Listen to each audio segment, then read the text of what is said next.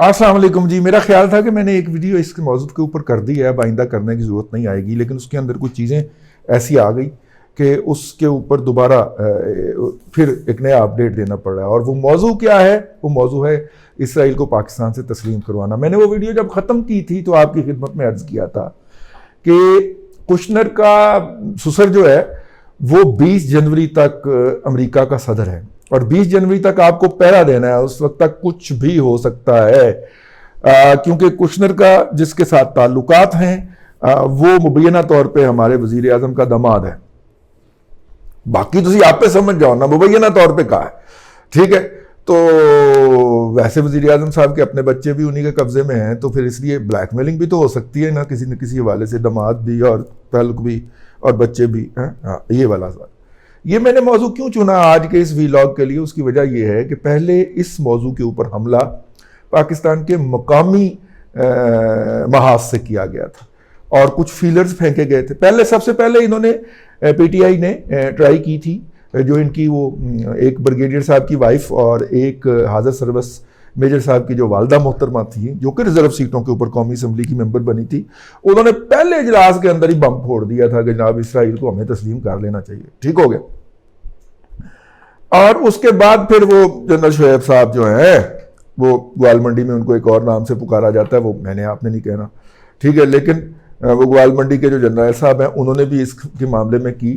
اور پھر اس کے بعد جب مبشر لقمان مرغائے باد نما اور جناب کامران خان صاحب نے یہ کیا, تو پھر بہت سارے اہل نظر کی آنکھیں اس کے اوپر کیوں ہے اے ہوا نا. تو پھر اس کے اوپر جو ریاکشن آیا اور ریاکشن آنا شروع ہوا, تو آپ کو پتا ہے کہ یہ پھر دوڑ لگاتے ہیں, پاؤں سے جوتے اتار کے دوڑ, ننگے پیر دوڑ دینا, پھر تو ننگی پیر ہی دوڑ پڑے. اب آخری حملہ انہوں نے 20 جنوری سے پہلے کرنا تھا. میں نے اپنے اس ویلاگ کے اندر آپ کو بتایا تھا کہ 20 جنوری تک انہوں نے ایک دفعہ پھر حملہ کرنا, اس محاذ کے اوپر آپ نے پہرا دینا. تو پاکستان کے اندر ڈسکشن ہو رہی تھی, اور ڈسکشن کیا ہو رہی تھی کہ پی ڈی ایم کا جلسہ جو ہے, جس کا انہوں نے ابتدائی تاثر یہ قائم کر لیا تھا کہ وہ تو فلاپ ہو گیا اپنے سارا جھونک کے, اس کے اندر بھی ایک بات آپ نوٹ رکھیے کہ اس کے اندر جو مین حملہ تھا وہ باہر سے آیا تھا. اور باہر جو ہے وہ 5ویں پشت کی دوگلی ابلاغی جنگ کے بھی کچھ مراکز ہیں, ظاہر ہے وہ انہی کے ذریعے ہی چلتے ہیں, ٹھیک ہے. مطلب جس میں سڈنی میں چھپنے والی ایک ویب سائٹ ہمیں بتاتی ہے کہ عمران خان کی جو مقبولیت ہے اس کا گراف 80% سے اوپر جا چکا ہوا ہے, ٹھیک ہے. بنائی وہ ہم نے بیرونی دشمنوں پہ حملہ کرنے کے لیے تھی, لیکن چونکہ پاکستان کو باہر سے نہیں اندر سے خطرہ ہوتا ہے, تو وہ جو بیسیکلی کسی اور کے خلاف اس کے اوپر مٹیریل ہونا چاہیے تھا, اس کے اوپر ہم نے یوتھیا مجہود العقل الجاہلیہ للمحدود الذہن المحدود والا سارا مواد اس کے اوپر بکواسیت ڈالنا شروع کر دی. یعنی آسٹریلیا کے اندر ایک ویب سائٹ ہے یار, اس کے اندر پاکستان کی انٹرنل پولیٹیکل ڈائنامکس ڈسکس ہو رہی ہے, جس میں نواز شریف کو اور جو خاتون ہیں ان کی صاحبزادی کیا نام, مریم نواز شریف کو گالیاں بکی جا رہی. کمال نہیں ہو گیا ویسے, ٹھیک ہے. ہاں کمال ہو گیا. تو بیرونی محاذ سے جناب یہ حملہ ہوا تھا. اس وقت تو ہم نے کہا کہ یار یہ ہوا کیا ہے, اندرونی ڈائنامکس تھے. تو اب جب اسرائیل جب ان کا وہ والا حملہ کامیاب رہا نا, کہ انہوں نے ثابت کر لی, ایک بات اسٹیبلش کر دی کہ پی ڈی ایم ناکام ہو گئی ہے جلسہ کرنے کے اندر, یہ جلسہ فلاپ جلسہ تھا, اس محاذ کے اوپر کامیابی کا انہوں نے کہا اب یہ جو گولہ پچھلی دفعہ نہیں چلا تھا یہ یہاں سے پھوڑتے ہیں, اور وہ وہاں سے پھوڑا گیا اسرائیل کی تسلیم کے حوالے سے. اسرائیل کو ڈسکس کروانے کے لیے وہ ایشو پیچھے چلا گیا, میڈیا کے اوپر وہ ایشو پیچھے چلا گیا, اسرائیل ڈال دیا. ڈوبیس ویب سائٹ ہے جی, جس کے اوپر ایک مولوی صاحب انٹرویو دیتے ہوئے پائے جا رہے ہیں. اس کے بعد کچھ ڈوبیس ویب سائٹس ہیں,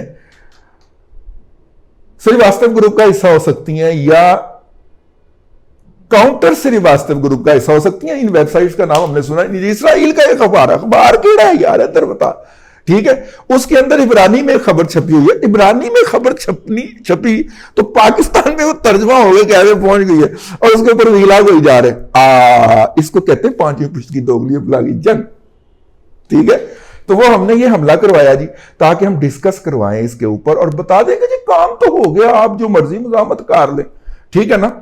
میں اس خبر کو درست نہیں مانتا کہ وزیر اعظم کے مبینہ داماد یا پاکستان کے وزیر خارجہ یا پاکستان کے ایک اہم ادارے کے سربراہ جو ہیں, کیونکہ وہ اہم ادارے کے سربراہ کے بارے میں تو ہم نے جب چیک کیا تو وہ تو لاہور میں موجود ہیں, اور ان دنوں میں جن دنوں میں کہا جا رہا تھا کہ وہ گئے ہیں ان دنوں بھی وہ لاہور میں موجود تھے. تو پھر یہ بھائی جان یہ جو پروپیگنڈا کھولا جا رہا اور حکومت تو اس کے اوپر کلیریفیکیشن بھی جاری نہیں کر رہی, تو اس کا مطلب ہے کہ مختاریات دس دی نہیں پئی, حکومت اندروں رلی ہوئی ہے. ٹھیک ہے, مختاریات سمجھ جا, حکومت رلی ہوئی ہے, وہ نہیں اس کے اندر کوئی لات لگا رہی. حکومت کے اپنے یوٹیوبر جو ہے اس کے اوپر طوفان بدتمیزی برپا کیے ہوئے ہیں, حکومت اس پہ کوئی لات نہیں لگا رہی تاکہ یہ چیز ڈسکس ہو. یہ چیز ڈسکس ہو تاکہ جو میجر ایشوز ہیں وہ پیچھے جائیں. ٹھیک ہے نا, میجر ایشوز کیا ہے اس پہ ہم دوبارہ وی لاگ کرتے ہیں. ٹھیک ہے, میجر ایشوز پیچھے جائیں. تو لہٰذا اسرائیل کا بم پھوڑ دیا گیا کیونکہ اب جانا ہے ہم نے آئی ایم ایف کے پاس اور وہ کنڈیشنلٹیز کرنی ہے پوری, اور عوام کو کرنا ہے وہ. یہ بمبو فٹ کرنا غیر اخلاقی تو نہیں ہے, نیچے بتائیے گا. تو بمبو فٹ کرنا ہے عوام کو, تو لہٰذا جو ہے وہ یہ اس کے لیے ہم نے یہ اسرائیل والی ڈسکشن شروع کروائی ہے. اور ظاہر ہے کہ حکومت کے یوٹیوبر ایک لائن لے کے چل رہے ہوتے ہیں اور زیادہ تر دوسرے یوٹیوبر جو ہیں وہ اس کو کاؤنٹر کرنے میں آتے ہیں, کیونکہ کاؤنٹر ویو کے بھی تو ویوز ہوتے ہیں نا, تو وہ ان ویوز کو اٹھانے کی کوشش کرتے ہیں.